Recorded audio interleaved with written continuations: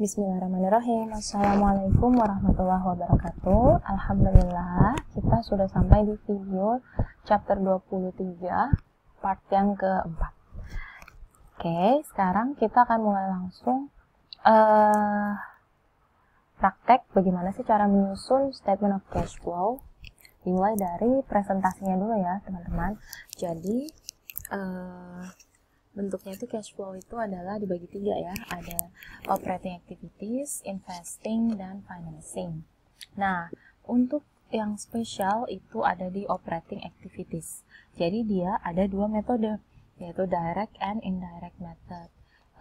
Ini sudah dipelajari juga dulu di Principle of Accounting 2 di chapter terakhir ya. Nah, kali ini kita akan lebih fokus ke direct method, tapi akan saya compare dengan indirect. Jadi teman-teman bisa lihat nanti bedanya dan menilai mana sih yang lebih mudah gitu ya. Nah, untuk investing sama financing ini hanya tidak ada metode semacam ini karena mereka bentuknya sama ya, dan lebih mudah, cenderung lebih mudah. Report inflows and outflows from investing and financing activities separately. Maksudnya ini dipisah ya, tiga ini. Jadi kalau cash flow itu nanti akan kelihatan nih dari operating berapa, investing berapa, dan financing berapa masing-masing, apakah dia surplus atau deposit. Nah, kita lanjut. Ini adalah salah satu contoh dari presentasinya ya. Nanti saya akan kasih lihat yang beneran. Tapi ini adalah contoh dari slide-nya ya. Jadi sama seperti laporan lainnya, seperti neraca ataupun laba rugi, pasti ada nama perusahaan, kemudian judulnya, ya nggak? Judul laporannya apa gitu kan? Dan ini periodnya, misalnya for the year ended 31 Desember 2000 sekian gitu. Nah, yang pertama itu ada saya pakai highlighter dulu. Cash flow from operating activities di sini ya. Nanti di sini ada cash flow from investing activities dan ada cash flow from financing activities. Jadi ini tiga pembagian. Nanti cash flow from operating activities itu dimulai dari net income dan adjustment-nya, baru dapat net cash provided by operating activities. Maksudnya apa? Kalau provided itu berarti dia surplus, kalau used dalam kurung ya, kalau negatif itu berarti dia defisit ya, atau lebih banyak cash keluarnya. Bukan defisit sih sebenarnya, kayak memang lebih banyak cash out-nya gitu ya. Jadi nanti di sini hasilnya ya. Kalau dia positif berarti cash provided, kalau negatif berarti cash used gitu ya. Kemudian investing juga begitu, nanti ada inflow dikurang outflow, cash in dikurang cash out, nanti hasilnya apa.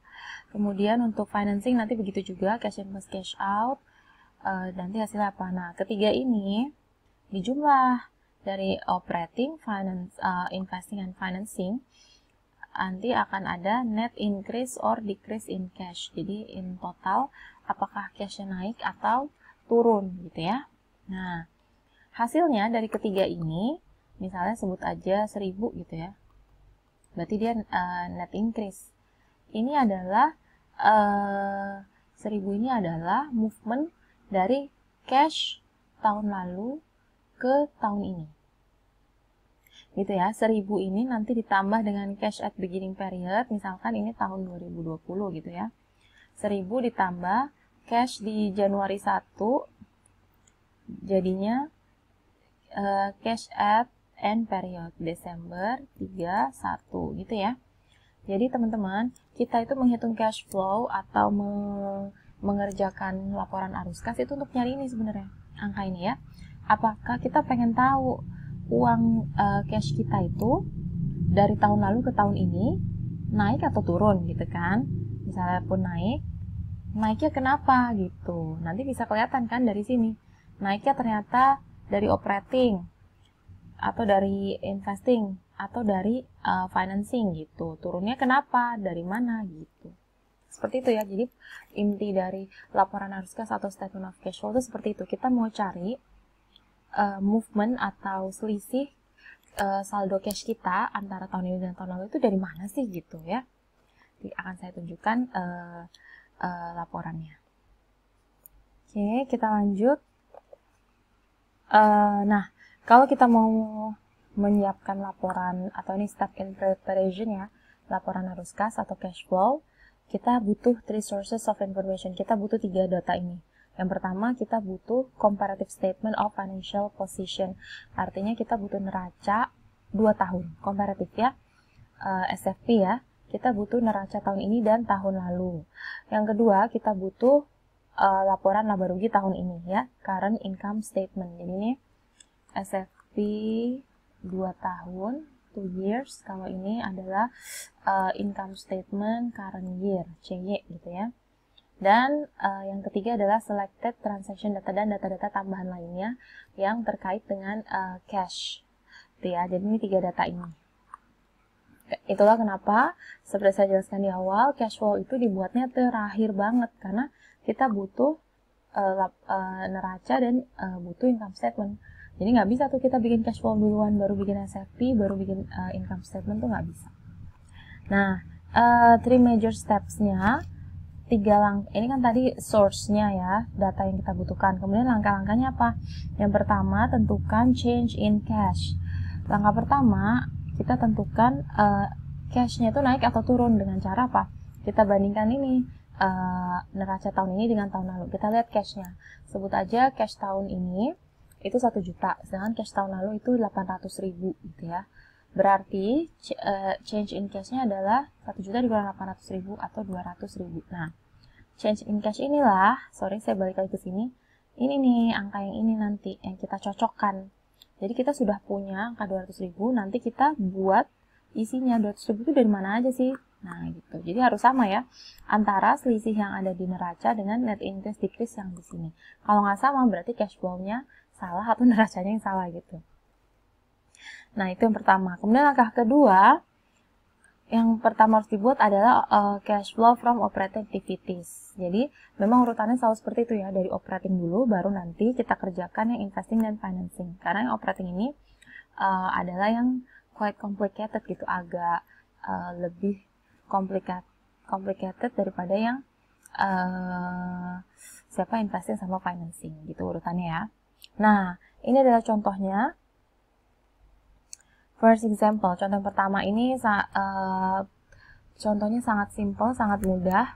Jadi kita membuat cash flow dari perusahaan yang baru berdiri. Berarti tahun lalunya masih 0, ya nggak? Jadi dia baru berdiri tahun ini, berarti kita punya neraca hanya tahun ini, gitu ya. Tahun lalunya 0 semua, gitu kan. Cash-nya 0, AR-nya 0, AP-nya 0, dan semuanya 0, gitu. Nah, Tax Consultant Inc. Jadi ini perusahaannya adalah konsultan pajak, dia baru berdiri di 1 Januari 2010. Dan waktu dia berdiri itu dia mengissue 60.000 lembar saham, $1 per value common stock atau saham biasa. Senilai $60.000 gitu ya. The company rented its office space. Dia menyewa kantor, furniture, dan equipmentnya semua nyewa. And perform tax consulting services throughout the first year. The comparative statement of financial position at the beginning and end of the year appear in illustration 23.3. Nah, ini kita lihat ya. Comparative statement of financial position-nya adalah seperti ini. Kan tadi sudah dijelaskan kalau kita bikin SFP kita butuh neraca 2 tahun, sedangkan tahun lalu dia masih 0. Jadi seperti ini bentuknya ya, 0 semua. Dan ini adalah neraca tahun ini. Di akhir tahun, Desember 31, dia punya AR 36.000, dia punya cash 49.000, dan dia punya equity dan liability seperti ini. Utangnya segini, RS segini, nah ini. Jadi ini simple banget ya. Nah, langkah pertama adalah ketika kita menyusun cash flow, itu tadi kita cari perubahan cashnya berapa. Kebetulan dia kan 49.000, tahun lalu 0, berarti cashnya meningkat 49.000. Nah, tujuan kita bikin cash flow adalah kita pengen tahu 49.000 ini datangnya dari mana dan keluarnya kemana, gitu ya. Oke, nah selain itu kalau nanti kita pakai metode indirect, teman-teman akan butuh angka-angka ini nih, AR-nya apakah naik, sahamnya naik, gitu ya. Jadi langkah pertama itu memang kita kalau saya bilang bikin fluktuasi 2 tahun. dari tahun ini dikurang tahun lalu, kemudian kita identifikasi apakah dia naik, apakah dia turun, seperti itu ya. Jadi ini kalau teman-teman ingat dulu ngerjain di PA2 ya, mengerjakan cash flow dengan indirect method, caranya seperti ini. Kita bandingkan SFP tahun ini dengan tahun sebelumnya, kemudian kita identifikasi apakah dia naik atau turun. Nah, kemudian ini adalah income statement-nya. Jadi ini kan source yang pertama ya, source yang pertama adalah SFP. Source yang kedua adalah income statement. Income statement-nya ada, di sini ada revenue. Nah, bedanya dengan SFP adalah income statement kita hanya butuh tahun ini saja, 2010, tidak butuh 2009-nya. Nah, revenue 125.000, operating expense sekian, income tax dan lain-lain, sehingga dapat dia punya keuntungan 34.000. Nah, di sini ada source yang ketiga, yaitu additional information. Tadi kan ada 3 source ya, SFP, income statement, dan source lain. Nah, ini adalah kebetulan source lainnya adalah info bahwa dia bagi-bagi dividen 14.000. Dia mengumumkan akan membagi dividen 14.000, kayak gitu ya. Nanti kita lihat apa sih efeknya gitu. Nah, sekarang saya mau tekankan ke teman-teman bahwa kita bisa lihat di sini. Ini yang saya jelaskan di video pertama ya. Net income-nya kan 34.000. Ini belum tentu, kan saya sudah bilang ya, profit itu belum tentu sama dengan cash yang dimiliki. Apakah net income 34.000 artinya kita punya cash 34.000? Ternyata enggak ya. Ternyata cashnya malah lebih tinggi, 49.000. Jadi di sini ada perbedaan kan antara cash yang dimiliki dengan profitnya. Nanti di cash flow itu akan terlihat kemana selisihnya, kayak gitu. Nah, step 1 tadi sudah kita kerjakan ya. Kita tentukan perubahan di cash, gampang. Perubahan di cash adalah 49.000 dikurang 0, 49.000 gitu ya. Kemudian step yang kedua, kita harus membuat cash flow, net cash flow dari operating activities, dari aktivitas operasionalnya. Nah, net ini karena adalah cash in dikurang cash out gitu ya.